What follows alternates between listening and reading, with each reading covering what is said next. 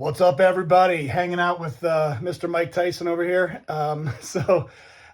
Went to a card show back in March and submitted a bunch of cards to SGC. Just got them back just the other day. And so I did some footage. So I'm going to rewind us back in time to March when I did the show and some of the footage there. And then we're going to fast forward back to now where I got the cards back from SGC. So let's go back in time. Let's see how, the card show, and then let's fast forward to see how we did on the vintage cards. What is up, everybody? All right, so we are on our way to the show in White Plains, New York. Just another show in the books, and we'll see how it goes. Going by myself, I usually go to these shows with somebody else, but this time I'm going by myself, which will be actually kind of interesting. I could take my time a little bit more. I was thinking maybe I'll spend some time on at the dollar boxes a little bit more than I normally would, and then I could skip over tables without any problem. I might go fast through some of the tables. Opening week for my for baseball and the New York Yankees. Yankees are at home on Thursday against the Milwaukee Brewers. It's been a rough off season for the Yankees, especially injury wise, losing like 3/5 of their rotation with Clark Schmidt, Luis Heel, and of course Garrett Cole. Actually makes you realize, like, in hindsight, the Yankees probably knew something about Garrett Cole's shoulder. That's probably why they went out and signed Max Fried so fast. And of course, losing Juan Soto to the Mets, and then losing Giancarlo Stanton and DJ LeMahieu and Gleyber Torres, and so it'll be an interesting. I still think they'll be. I still think they're the best team in the American League East. So we'll see how it pans out. But anyway, excited for the season to start and excited to go to the show. So let's go and see how it goes. I've got stacks of cards a mountain high. Compared to Mike, I'm way the sky. Silver Jack of Fines, collection's grand.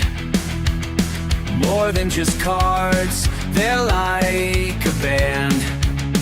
Mike's got a few, but he's not in the game. While Silver Jack of Fines got everything in the same. Subscribe to Silver Jack of Fines, don't miss a beat. Unsubscribe from Mike, you'll see what I mean. Silver Jack of Fines, the one, no need to debate. They've got the cards, they've got the fade. Subscribe to Silver. All right, guys, we are here. Show's behind me there. So it's another brisk day here in New York, New Jersey area, March 23rd, 2025, by the way. It's spring, but it feels like winter still. Was on my ride over, was listening to Neo, Sports Card and Comics, and didn't realize that the MLB debut patch, Paul Skeens, sold for $1.1 million to Dick's Sporting Goods. So I thought that was kind of interesting that they bought it, I guess, as a marketing tool. So I was like, why? Who would spend $1 million on a Paul Skeens card? And then I realized, oh, Dick's. Dick's would. All right, guys, so let's see, walking on into the show, we'll see how we do. Got Raleigh Fingers here. Gary Sheffield. There's the list up here. Fergie Jenkins is here. Very cool. Lee Smith. Always like to check out what Golden's got. Let's see.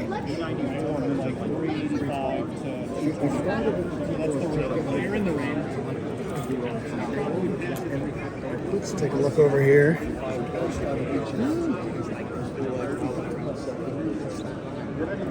Babe Ruth, a couple of Babe Ruths.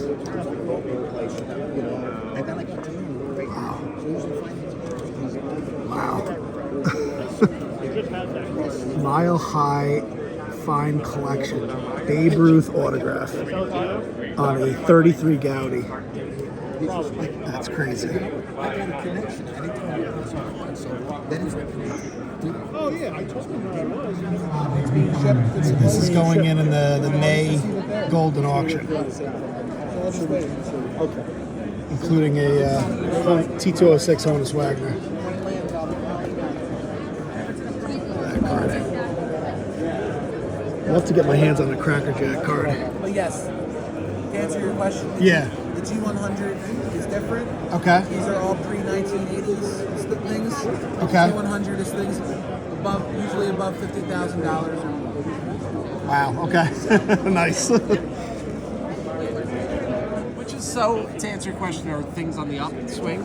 If you got into this hobby in 2001, no, things aren't on the upswing for Jordan. But if you got into this hobby in 1998 or in 2012, then yeah, you're still. All right, guys. So here is the haul from today. I am like sitting on the floor right now, and we got this beautiful Whitey Ford, 59 tops. Got a 61 Eddie Matthews. Some of these cards look fantastic. Obviously, picked out some cards that I think will grade well for SGC. Got a Whitey Ford and a Steve Carlton. So, pretty awesome haul today. Roberto Clemente and Willie Mays cards. Then we got a Reggie Jackson and a Willie Mays. I already have this Willie Mays, but figure can't go wrong with a second Willie, even if that one's not going to grade particularly well. Got this beautiful Tom Seaver. Got a Hank Aaron, Reggie Jackson, and a couple of modern cards that will not submit to SGC. I'll wait to submit to PSA. Vlad Guerrero Jr., who might be a future Yankee. Then we got Jason Dominguez, whatever this is, Parallel, and Anthony Volpe. And then maybe the biggest card of the day, well, definitely the biggest card of the day, if I can grab it, is this Cracker Jack Mars Sands. So I've always wanted to pick up a Cracker Jack card. I finally added one to the collection. It looks like he's was in the Cuban Hall of Fame. I'll have to look into this guy, but I thought this card looked really nice. The red isn't as red as it normally would be in the background. It's a little bit of a diamond cut. I don't think it's going to grade too well, but I'm just hoping it grades like a 3 or something like that. So great looking Cracker Jack card to add to the collection. And these cards are heading over to SGC, so wish me luck, guys. All right, guys, so we are back home. SGC order is back, and let's see how we did. All right, so we're starting off with a 77 tops Reggie Jackson, and not a great start with a 4 on the Reggie. Definitely was hoping for a higher grade than that on the 77 tops Reggie Jackson. I've always loved this card. Back when he was with the Yankees, Mr. October. So, but unfortunately came back as a 4. It's kind of a tough grade. It's a beautiful card for a 4. All right, let's see if we have some better luck. Next up, looks like we got a 73 tops George Thomas Seaver. And all right, so a 5 on the Tom Seaver. Like with these, this is a card from the early 70s. Like I don't expect to get, much better than maybe a 6 or a 7. Definitely hoping for like a 6 or a 7, not a 5 or a 4 on these. So 77 tops Tom Seaver and a 73 tops Tom Seaver and a Reggie Jackson so far.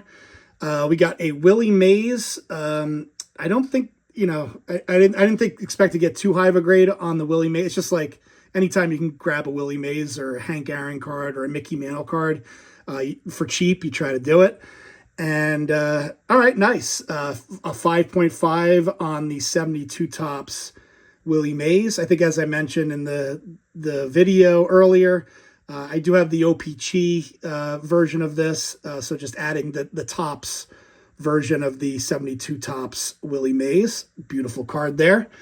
All right, also from 72 tops, we got the Reggie Jackson and a 4.5. So a 4.5 on the Reggie and a 5.5 on the Willie Mays. So, you could see, especially with the Willie Mays off center, like I said, I don't expect to get like like a 9 or a 10 or anything. And these cards are pretty cheap, so definitely don't expect to get too high of a grade on these. Willie Howard Mays, look at that, 1970 tops. Again, another Willie Mays cards. You can't go wrong if you could get these for like real cheap and then get them graded. So nice, we got a 6 on the Willie Mays. So we're going further back in time and getting better grades as we go back in time. So I will definitely take that. So we got a beautiful 72 tops Willie Mays, and then a beautiful 1970 tops Willie Mays. So very, very cool.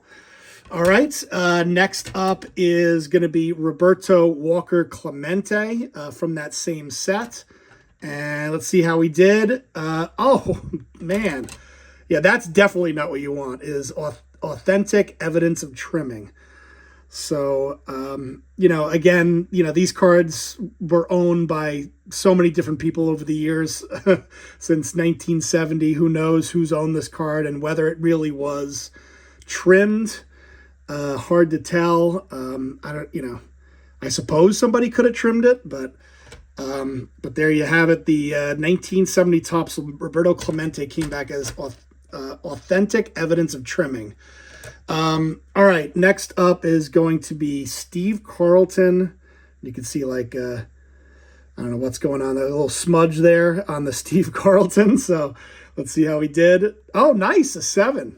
That's really nice. A 7 on the 67 tops Steve Carlton. I was actually worried that this was going to get evidence of trimming because something felt a little off on it, but came back as a 7. So definitely the best grade so far. And I will take it. 1967.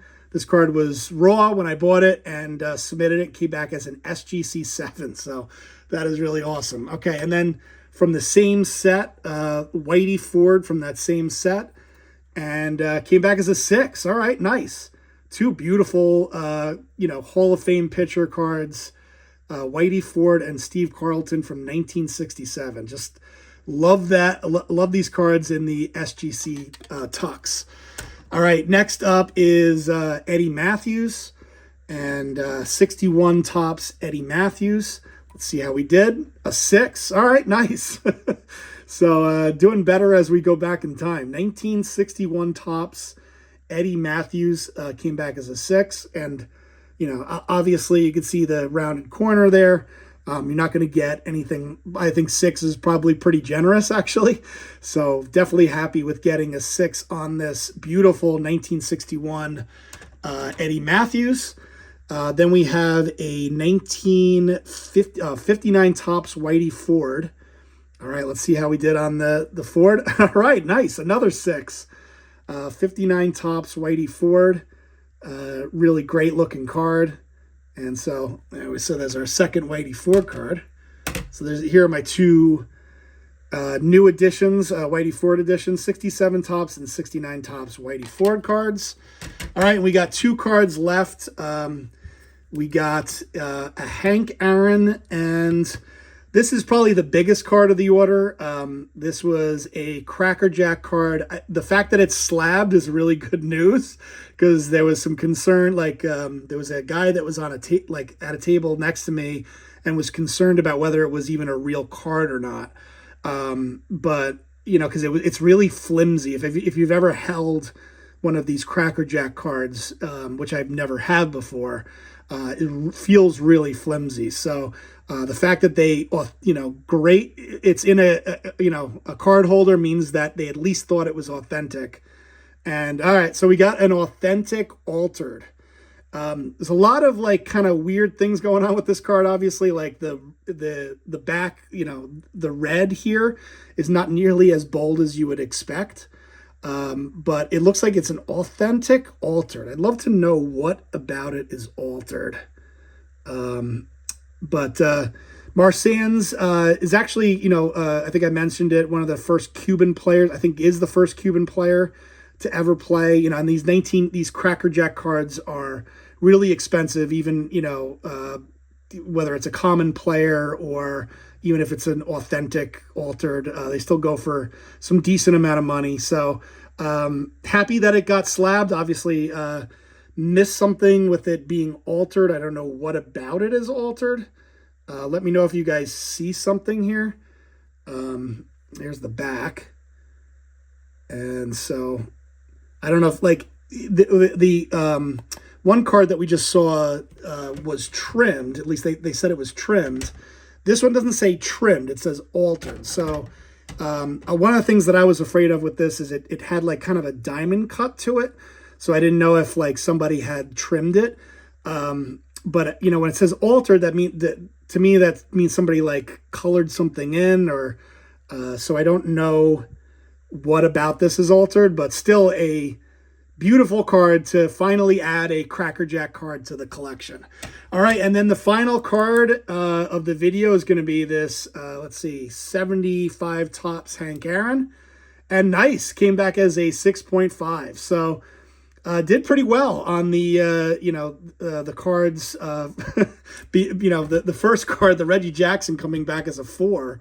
That was from 1977. That was my lowest grade besides the ones that came back as authentic. So definitely happy, if you can pick up, and again, didn't expect that the 6.5 is definitely higher than I thought this would come back as. So definitely happy with that. So there you have it, guys. That's my trip to the card show back in March. And here are some of the results: a Cracker Jack authentic, a couple of, Hank Aaron, a couple Willie Mays cards. And that's it for today's video. Thanks, guys, for watching, and I will talk to you later. Peace!